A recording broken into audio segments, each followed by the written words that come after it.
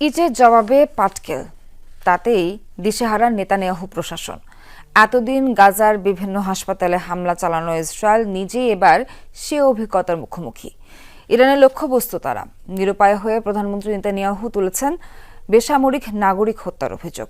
এ বক্তব্যকে অবশ্য একচোখা মানবতা হিসেবে দেখছেন অনেকে, কারণ দিনের পর দিন নেতানিয়াহু হামলার জন্য টার্গেট করেছেন। দিন আগেই মুহুর্মুহু হামলা চালিয়ে ধ্বংস করা হয় গাজার একের পর এক হাসপাতাল। অথচ এখন ইসরায়েলের মিসাইলের ধ্বংসযজ্ঞ দেখছে ইসরায়েল।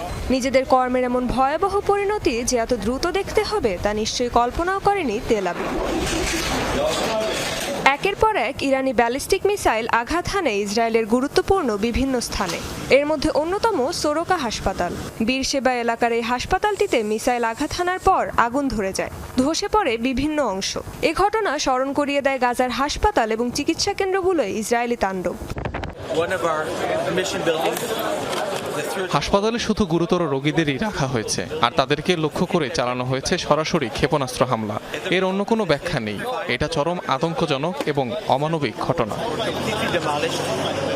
ফিলিস্তিনের হাসপাতালগুলোয় হামলা চালিয়ে উপহাস করে এসেছে নেতানিয়াহু প্রশাসন। সেসব হাসপাতালের নিচে নাকি হামাসের ঘাঁটি ছিল এমন দাবিও করা হয়। ঠিক একইভাবে সোরকা হাসপাতালে হামলার ব্যাপারে তেহরানের দাবি সংলগ্ন একটি সামরিক ও গোয়েন্দা সদর দপ্তর ছিল তাদের মূল লক্ষ্য।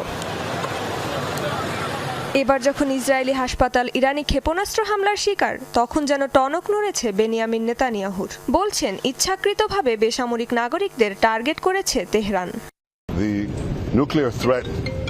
সাধারণ মানুষই তাদের লক্ষ্য, কারণ ইরানে অপরাধীদের শাসন চলছে। বিশ্বে অন্যতম বড় সন্ত্রাসী শক্তি হিসেবে তারা পারমাণবিক অস্ত্র পেতে চায়, যাতে পুরো দুনিয়াকে ভয় দেখিয়ে চালানো যায়। আর সেই অস্ত্র ব্যবহার করতেও দ্বিধা করবে না তারা।